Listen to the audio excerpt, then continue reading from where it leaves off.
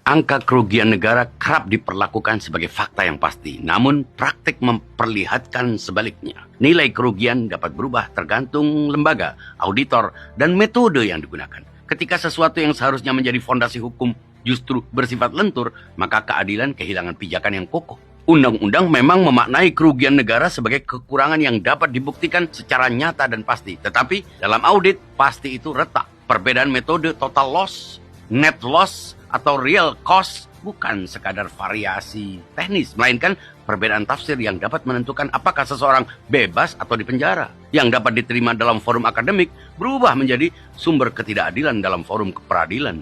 Kecenderungan membaca keputusan bisnis sebagai tindak pidana memperparah masalah ini. Keputusan yang ada konteksnya rasional dapat berubah menjadi kesalahan ketika dilihat bertahun-tahun kemudian melalui kacamata auditor yang membawa metode lain. Akibatnya, banyak pengambil keputusan di BUMN bekerja dalam ketakutan. Bukan takut salah, tetapi takut ditafsirkan salah. Pada titik inilah diagnosa logika diperlukan untuk melihat cacat logika yang tersembunyi di balik formalitas proses. Negara mungkin berniat menegakkan hukum, tetapi ketika dasar penghitungan kerugian tidak stabil, vonis mudah tampak sebagai hasil interpretasi yang tergelincir. Dalam konteks ini, media juga memiliki tanggung jawab moral. Ketika menyoroti kekayaan pejabat yang sedang disangka melakukan tindak korupsi, media perlu berhati-hati. Angka yang besar tidak boleh otomatis dianggap sebagai hasil korupsi tanpa menelusuri latar belakang, sumber penghasilan, dan perjalanan profesional sebelum pejabat itu mencapai posisinya.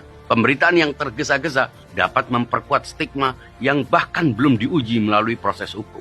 Dampak keseluruhan dari ketidakpastian metodologis dan kelonggaran tafsir ini tidak kecil. Inovasi tertahan, keberanian strategis melemah, pemulihan aset negara tidak konsisten, dan kepercayaan publik terhadap vonis korupsi mengabur. Karena itu, penataan metodologi menjadi keharusan. Standar yang tunggal, transparansi audit, independensi analis, dan perlindungan terhadap keputusan bisnis yang rasional. Pada akhirnya, inti persoalan ini adalah keadilan itu sendiri. Memberantas korupsi adalah penegakan keadilan, tetapi menetapkan seseorang sebagai koruptor tanpa ketelitian yang memadai justru melahirkan ketidakadilan baru. Keadilan yang dibangun di atas angka yang goyah hanya menambah daftar korban, bukan menyelesaikan masalah. Sebelum negara bersuara lantang tentang korupsi, dia harus memastikan fondasi penghitungannya dengan benar. Tanpa itu, setiap vonis hanya berdiri di atas pasir yang mudah bergeser. Refresh your mind. Perkaya konten ini dengan komentar-komentar Anda.